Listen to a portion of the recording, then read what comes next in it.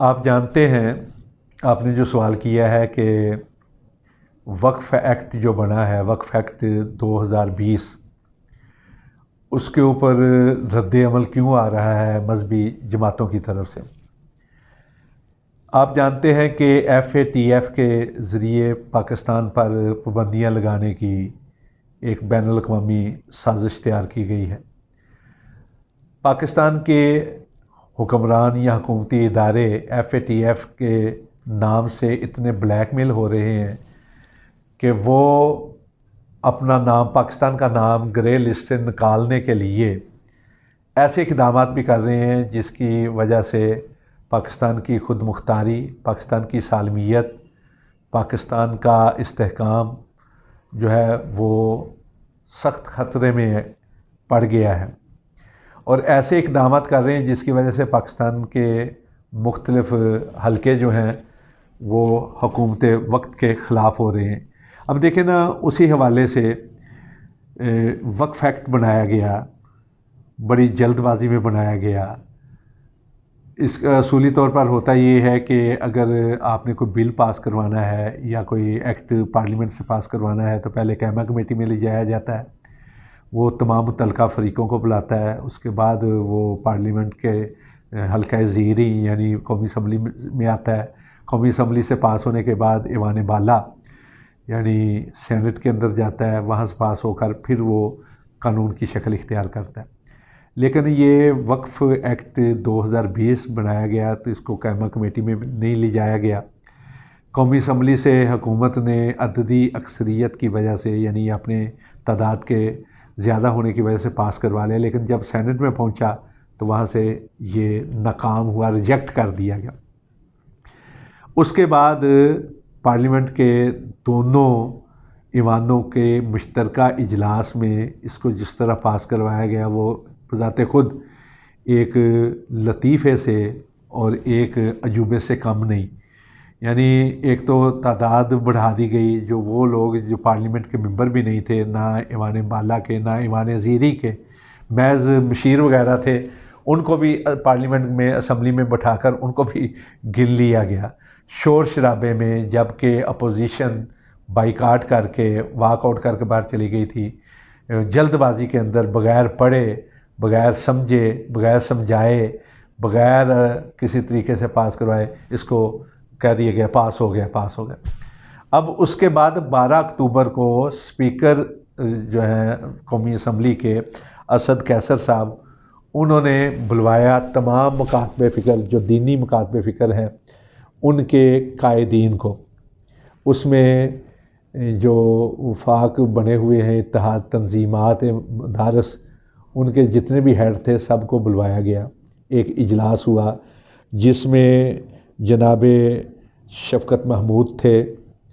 جناب اسد عمر تھے، جناب نور الحق قادری تھے، پرویز خٹک صاحب تھے، علی محمد خان تھے، بابر اعوان تھے۔ یہ اسپیکر قومی اسمبلی اسد قیصر صاحب کے میزبانی میں یہ تقریب ہوئی، ان کی صدارت میں۔ اور دوسری طرف سے عمائدین میں مولانا تقی عثمانی تھے، مولانا حنیف جلندری تھے، جناب پروفیسر ساجد میر تھے، ڈاکٹر راغب حسین نعیمی تھے، اور مفتی منیب احمد صاحب تھے۔ اس میں جب میٹنگ ہوئی تو یہ کہا گیا جی آپ نے جلد بازی میں کروایا ہے، مشاورت کر لینی چاہیے تھے، تو وہ ماننے حکومتی زعماء اس بات کا اعتراف کیا انہوں نے کہ واقعتاً یہ جلد بازی میں ہوا ہے، اور کہا جی اپوزیشن کے واک آؤٹ کی وجہ سے یہ ہوا ہے، لیکن واقعتاً آپ صحیح کہہ رہے ہیں، اس میں مشاورت ہونی چاہیے تھی، اس میں سب کو اعتماد میں لیے جانا ہے۔ بہرحال آپ ہمیں یہ بتائیں کہ کیا کیا ترامیم ہونی چاہیے۔ چنانچہ ترامیم کے حوالے سے ان دینی زعماء نے اپنی اپنی طرف سے تجاویز دی۔ پھر اس کے بعد یہ پہلے وقف ایکٹ جو تھا صرف اسلام آباد کے لیے بنایا گیا تھا، لیکن پھر صوبائی اسمبلیوں سے پاس ہوا اور پھر اس کو پورے ملک کے اندر رائج کیا گیا۔ آج تک کسی ایک دینی جماعت، مذہبی طبقے نے اس کی حمایت نہیں کی، ہر ایک کی طرف سے اس کے اوپر اعتراض کیا جا رہا ہے، اس لیے کہ ایک تو یہ ملکی جو خود مختاری ہے اس کے خلاف ہے۔ صاف لکھا ہوا ہے اس ایکٹ کے آغاز میں کہ FATF کے تقاضوں کو پورا کرنے کے لیے بنایا گیا۔ دوسرا یہ ہے کہ اس میں جو اسلامی احکامات ہیں وقف کے حوالے سے، کہ وقف کیا چیز ہوتی ہے، اور وقف شدہ چیز جو ہے وہ جس کام کے لیے وقف کی جائے یا جس مقصد کے لیے، صرف اسی مقصد کے لیے استعمال ہوگی یا اسی مقصد کے لیے ہوگی، کسی اور مقصد کے لیے نہیں ہوگی۔ اس میں اسلامی احکامات اور اسلامی تعلیمات کی خلاف ورزی کی گئی ہے۔ تیسرا یہ ہے کہ اس کو طبقاتی بنایا گیا ہے، صرف مسلمانوں کو جو ہے زد میں لانے کے لیے یہ ایکٹ بنا ہے، اور اس کی جو دفعہ 2 ہے اس ایکٹ کی، اس میں واضح طور پر یہ صرف مسلمانوں کے لیے ہے، جبکہ چیریٹی یا وقف جو ہے، مثلا مسلمان تو اسلامی اصطلاح کے مطابق وقف کہتے ہیں، لیکن غیر مسلم بھی چیریٹی کے نام پر بعض جائیدادیں یا بعض اشیاء جو ہیں ان کو وقف کرتے ہیں، لیکن اس میں مسلمان ہیں۔ حالانکہ آپ جانتے ہیں، پاکستان کا ایک فرد جانتا ہے کہ غیر مسلم اداروں کے لیے باہر سے کتنی امداد آتی ہے۔ مثلا اگر ہم واضح طور پر کہیں تو ہمارے ہاں جتنے چرچ ہیں، جتنی تنظیمیں ہیں، ان سے ہٹ کر جو NGOs ہیں، سب کو باہر سے مدد آتی ہے، کسی کو کسی ملک سے آتی ہے، کسی کو کسی ملک سے آتی ہے۔ تو صرف مسلمانوں کو نشانہ بنانا، یعنی وہ اسلاموفوبیا کا جو ذہن بن چکا ہے اس وقت یورپ کا، ایک طرف تو یہ کہا جاتا ہے ہمارے انہوں نے اسلاموفوبیا کے خلاف بڑی آواز اٹھائی ہے، ہمارے حکمران نے، ہمارے وزیر اعظم نے اقوام متحدہ میں تقریر کی ہے، اس کا کریڈٹ دیے، اور دوسری طرف جو اسلاموفوبیا کے نتیجے میں شکنجہ کسا جا رہا ہے مسلمانوں کے خلاف، بالخصوص پاکستان کے اسلامی اداروں کے خلاف، اسلامی طبقات کے خلاف، اس میں ہم ان کے سہولت کار بن رہے ہیں۔ تو یہ در حقیقت اس کو دفعہ 2 کے تحت صرف مسلمانوں، پھر اس کی دفعہ 21 کی شق 2 کے تحت کمشنر جو ہے وہ بنائے گا ایک ناظم، اور وہ ناظم صاحب جو ہیں وہ نگرانی کریں گے، اور جو وہ فیصلہ کریں گے اس کو کسی جگہ پہ چیلنج بھی نہیں کیا جا سکتا۔ اب وقف کے حوالے سے تو بات تھی، وقف ایکٹ ہے، لیکن یہ کہنا جی وہ وقف چلانے والے جو ہیں ان کا کسی سیاسی پارٹی کے ساتھ تعلق نہ، بھائی کیوں نہ ہو، جب ووٹ ہر ایک دے سکتا ہے تو سیاسی ذہن بھی ہر ایک کا الگ الگ ہو سکتا ہے۔ پھر ان کے خطبے کے اوپر بھی نظر رکھی جائے گی، خطابت کے حوالے سے بھی، ان کی تحریر کے حوالے سے بھی، ان کی تقریر کے، تو آزادی رائے تو ختم ہو گئی، انسانی حقوق کے خلاف ہے یہ چیز۔ جو پہلا اس کی دفعہ نمبر 1 کے تحت یہ ایکٹ جو ہے جب یہ پاس ہوا، جب اس کو بنایا گیا تو یہ صرف دارالحکومت اسلام آباد تک اس کو محدود رکھا گیا تھا، لیکن اس کے بعد پورے پاکستان کے اندر اس کو بنا دیا گیا۔ اس ایکٹ کی بعض دفعات جو ہیں وہ مساجد، مدارس، اس کے منتظمین، اس کے حوالے سے ہیں۔ دفعہ نمبر 2 کے تحت ناظم اعلیٰ کی مطلوبہ کوالیفیکیشن میں اس کا مسلمان ہونا لازمی قرار دیا گیا، یعنی صرف مسلمانوں تک یہ چیز ہے۔ دفعہ 21 کی شق 2 کے تحت ناظم اعلیٰ کے دائرہ اختیار کے بارے میں درج ہے کہ ناظم اعلیٰ یعنی جس کو کمشنر مقرر کرے گا، اوقاف کسی ایسے وقف جائیداد کے بارے میں جسے انتظامیہ نے اپنے کنٹرول میں نہیں لیا، یعنی کنٹرول میں بھی نہیں لیا، پھر بھی اس کے اوپر نہ کنٹرول میں لیا نہ ارادہ رکھتا ہے، اس لیے کہ اگر کنٹرول میں لے گا تو پھر تو اس کے خرچے پورے کرنے پڑیں۔ واقف کے اہتمام، کنٹرول، دیکھ بھال کے بارے میں ایسی ہدایات جاری کر سکتا ہے ناظم جنہیں وہ ضروری سمجھے،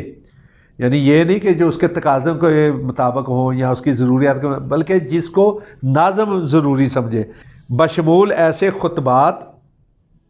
خطابات، لیکچر پر پابندی کے بارے میں جو پاکستان کی خود مختاری اور یکجہتی کے میں متعصبانہ ہوں یا مختلف مذہبی فرقوں یا گروہوں کے بارے میں نفرت انگیزی کے جذبات پر مبنی ہوں۔ اب اس کی تشریح وہ اپنے انداز سے کر سکتے ہیں،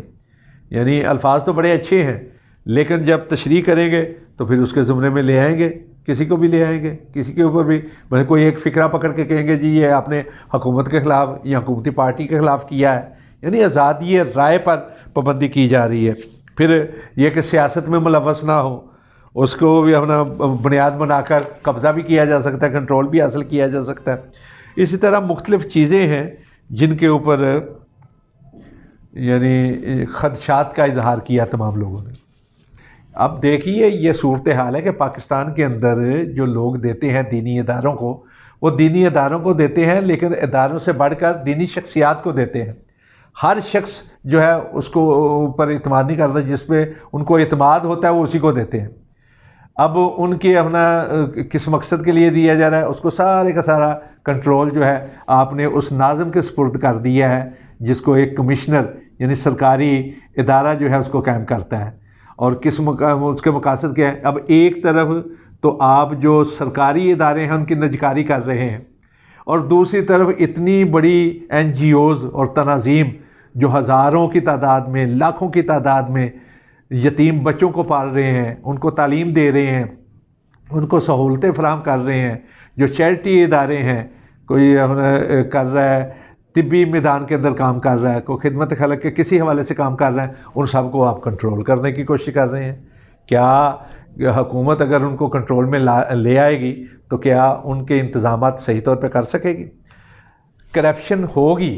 ہر جگہ اچھے لوگ بھی ہیں، برے لوگ بھی ہیں، لیکن جتنی کرپشن سرکاری اداروں کے حوالے سے منظر یہاں پر آ چکی ہے، اتنی رفائی اداروں کے حوالے سے، اصلاحی اداروں کے حوالے سے، مساجد اور مدارس کے حوالے سے نہیں آ رہی۔ پھر مساجد اور مدارس جتنے بھی ہیں وہ باقاعدہ رجسٹرڈ ہیں، ان کی تنظیمیں ہوتی ہیں، ان کی کیبنٹ بنی ہوتی ہے، ان کے باقاعدہ کیا کہتے ہیں